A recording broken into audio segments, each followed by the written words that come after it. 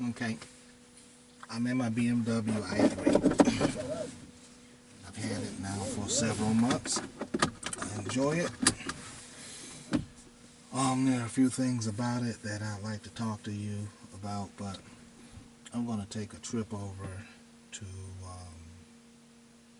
my third mom's. It seems like everybody adopts me, but I've got to go do some repair work for her, so I think the trip might take us about maybe 10-15 minutes to get there. So I'm going to start up my BMWi3, hit the brake, press the button, she comes on, she's running. I'm going to program her into, I might have her as one of my save last destinations, so we'll go to the iDrive, go up to last destinations, and we'll see if we can find her address as to one of the places that I went, and she stays in Southfield, Michigan. Okay, yep, here it is. And I'm going to start guidance. I'm using the iDrive right now, so. Follow the arrow on the display. When leaving, turn left. Okay, we're getting ready to go in to get involved with it. So we're going to open the garage door. Press your feet on the brake. Put her in drive.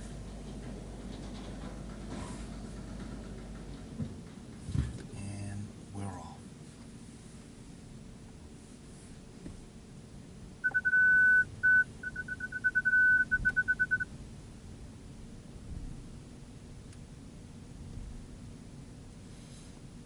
Close the garage door.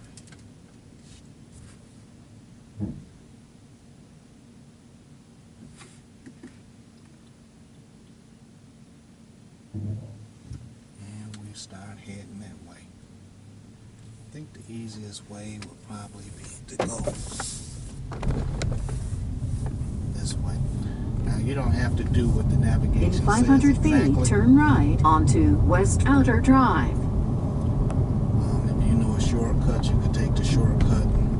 It'll always redirect itself. Turn right.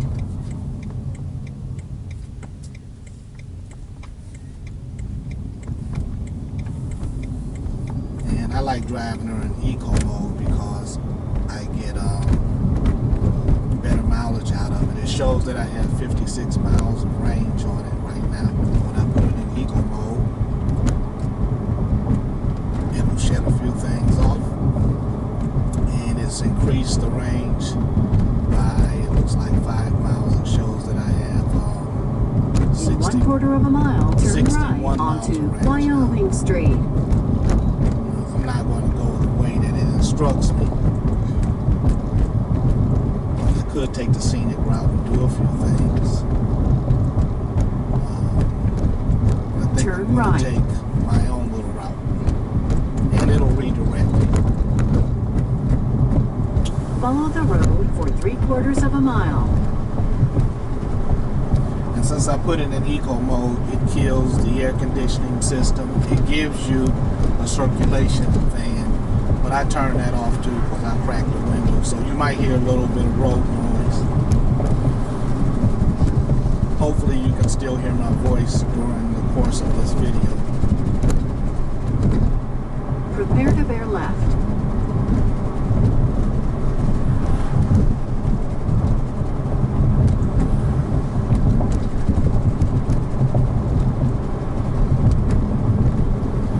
Really been a joy to drive the car.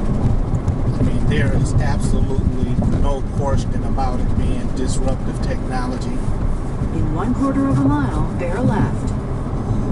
So much to the point to, you know, I own a gasoline aspirated vehicle to a truck and a Lexus SC430. Now, I enjoy driving my Lexus SC430, don't get me wrong. But this is like a new toy every time you get into it. Follow the road for 1 mile. As you can see, the GPS just consistently redirects. I have an app on my phone specifically for BMWi models, and it basically tells you how you are driving the car, good, bad. It keeps track of all of the things that you do right when it comes to regeneration, stopping, service, anything goes wrong with the car. There's also an onboard owner's manual within the eye screen of this vehicle, the center screen here, where instead of picking up the owner's manual to look for things, turn left. I can either verbally communicate with the car to find the item or problem that I have. Matter of fact, if there's a problem with a car, it'll display on the screen anyway. This car doesn't need any service until 2016. So I'm loving that. Absolutely no oil changes. On average, since I've had it, my utility bill has probably increased ¾ of a mile. maybe $30 a month. Maybe. I speculate that that's a little high on charging this for the full month while I'm using it. I don't charge it every single day. In the beginning I did, but it's not necessary. I don't have the backup or the extended drive motor in this vehicle, which gives you 80 miles for 1.9 gallons of fuel. I just wanted to experience not having to go to a gas station, period. This vehicle, I did have some road and some road anxiety as far as charge. So would that be charge anxiety or whatever it is? I don't have that anymore. I've been able to make it home or to a charging station with relative ease ever since I owned the car. I do all of my local trips in this vehicle, including driving back and forth to Metropolitan Airport, DTW. So in this car, I can get out there, come home twice before it's necessary to charge the car. I think 700 feet, bear right toward M102 East 8 Mile Road. That's incredible. Now, I think what I'm going to do is actually take it down on the freeway. Now, if you take it down on the freeway, if you're in Eco Pro mode, it's only going to give you 56 miles. But if you step on it, a little hesitation, it'll go over the 56 mile an hour limitation that it has to conserve energy. So what I normally do is I switch it to Eco Pro mode, from Eco Pro mode to Comfort mode. And that's instant energy right there. I'll roll the window up so you can hear me. But right now we're traveling 73 miles an hour. And I'm actually on the live stream. I'm going to roll this probably to maybe about a mile or 2 down the road. I have in range right now 59 miles while I'm driving into Comfort. I'm going to come up on every 10 miles.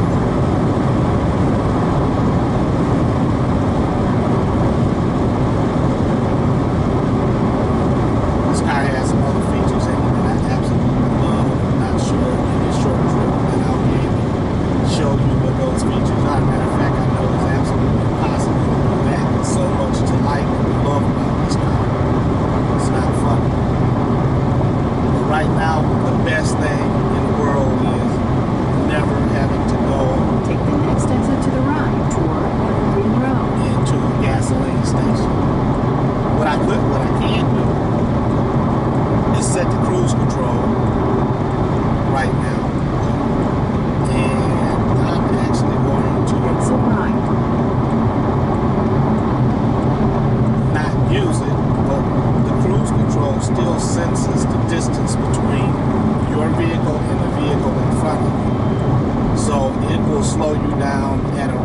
great if someone gets in front of you.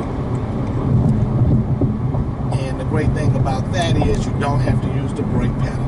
It'll do it all the way to a stop, and it regenerates energy into the battery during that process. So you literally can drive from point A to point B in this car without ever having to touch the brake, whether the cruise control is set or not. In 700 feet, turn sharp to the left onto Evergreen Road. Now this is the GPS. I'm not touching the brake, the car is stopping itself, and it's going to keep you within a safe distance of whatever's in front of you. The front cameras pick it up so it knows. You can ease up close to it. It's got just a little teeny bit of drift from time to time if you're on a downward incline, but other than that, you know, it's completely safe. And you can touch the brake anytime that you desire to touch the brake, and it'll stop the car without the car interfering with you touching the brake.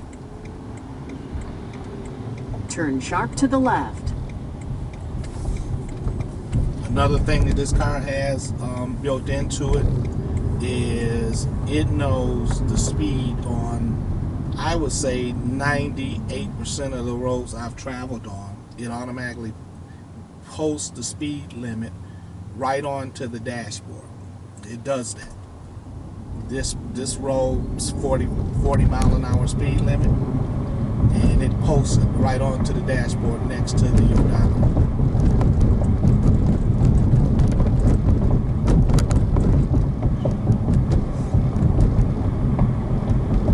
The adaptive cruise control on this vehicle, if you set it for 40 miles an hour and there's a car that gets in front of you doing 40 miles an hour and then slows to 36, the adaptive cruise control will automatically slow your vehicle to exactly what the car in front of you is doing. And if the car speeds up, it will automatically increase your speed back to your pre-selected rate of speed. Now, mind you, if that car turns off in front of you, if it turns off in front of you, it will not detect anything in front of you, so it won't stop. So you still have to stop for stop signs, slow down to turn corners, so forth and so on, because it will resume its selected speed. In 700 feet, turn right onto West 9 Mile Road.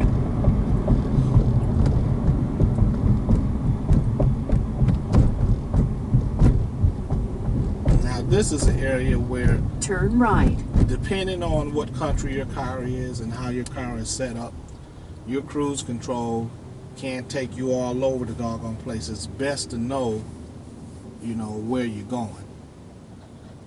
So I know where I'm going, and that's not going to be a problem. But I think that I will take a break real fast and go into this gas station, grab me something to drink, and then come back and restart this video to take us to where we ultimately going to stop. So let's do that. I'm going to take a little drink break.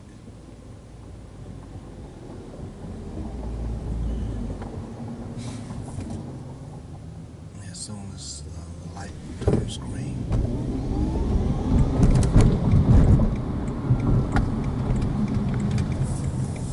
In 500 feet, turn left onto Saxton Avenue. Okay, so I'll be back to start this back